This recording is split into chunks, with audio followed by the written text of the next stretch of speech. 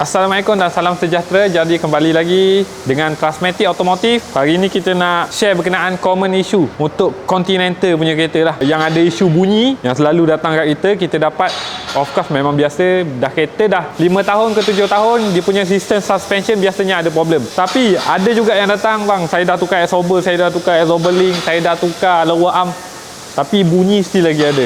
Sebab tu bila nak troubleshoot, memang kena troubleshoot betul-betul. Dan kebiasaannya memang betul, first bunyi tu berpunca daripada korang punya lower arm ataupun absorber. Tapi kena dengar, datang ke workshop, test drive dengan customer ataupun naik mesin simulator untuk check, confirmkan berapa part yang mengeluarkan bunyi tu.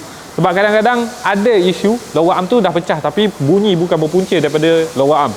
Jadi kat sini, kat belakang aku nak tunjuk satu model Mercedes, yang ni model CLA 200, datang dengan masalah bunyi dekat dia punya steering rack. Jadi nak access dia punya steering rack untuk model sesetengah model Continental, ada yang tak perlu turun frame dan ada yang perlu turun frame lah. Kalau macam ni proses dia agak lama. Tapi untuk model Continental ni, dia punya steering rack kalau kau nak beli baru, korang nak beli baru original ataupun OEM, costing agak tinggi. Dekat workshop kita Transmatic Automotive, kita ada sediakan servis untuk repair korang punya steering rack. Macam customer ni, dia dah tukar dia punya rear end dalam dengan tie rod end luar yang baru, tapi still lagi ada bunyi. Kau tengok yang ni keras lagi tau, tapi dia ada bunyi bahagian dalam.